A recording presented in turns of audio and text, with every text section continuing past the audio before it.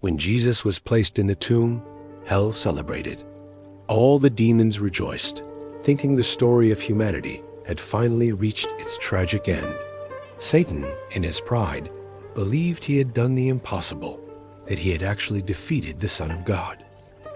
He thought the cross was his ultimate triumph, the final checkmate in a game for the souls of mankind. But what hell didn't know, what Satan couldn't comprehend, was that the greatest reversal in all of history was already in motion.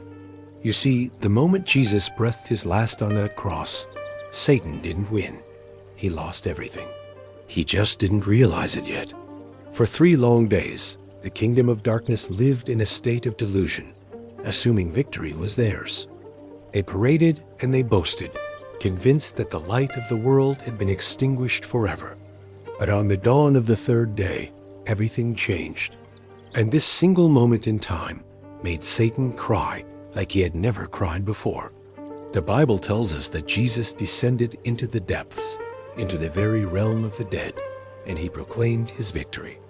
He didn't enter that place as a defeated victim. No, he walked in as a conqueror.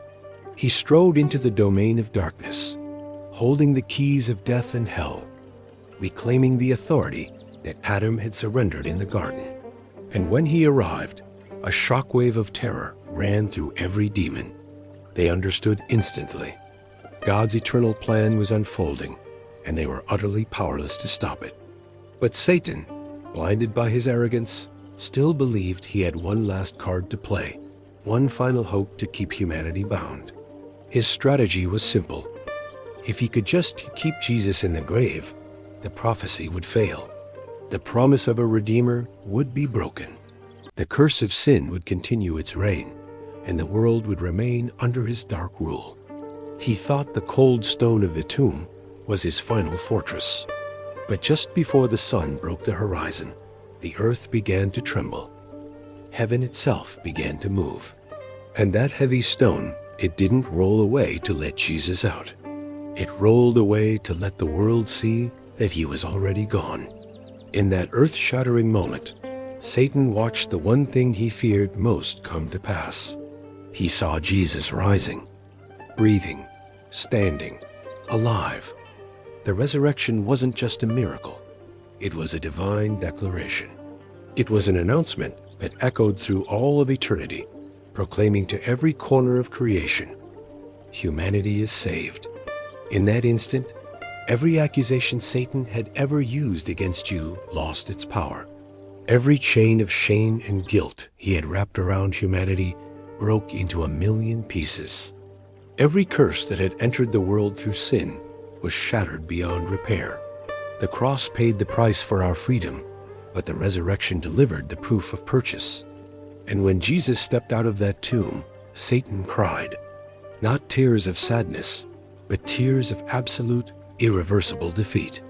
He finally realized he no longer had any authority over your soul. He realized that the blood of Jesus was more than enough. He realized that God's grace was an unstoppable force. He understood that no matter how dark this world becomes, heaven had opened a permanent path, an unbreakable bridge for you to come back to God. Jesus' resurrection meant that Satan lost you. He lost your destiny. He lost your eternity. He lost the war the very moment Jesus declared, "It is finished." And to this day, that memory still haunts him. Every single time you get back up after you've fallen, every time you choose to pray instead of worry, every time you worship with a sincere heart, every time you choose Jesus over the world's temptations, Satan remembers that morning, and it still makes him tremble. It still makes him angry, and it still makes him cry. Because the resurrection didn't just save humanity once, thousands of years ago. It keeps saving us again and again, every single day. Thanks for watching.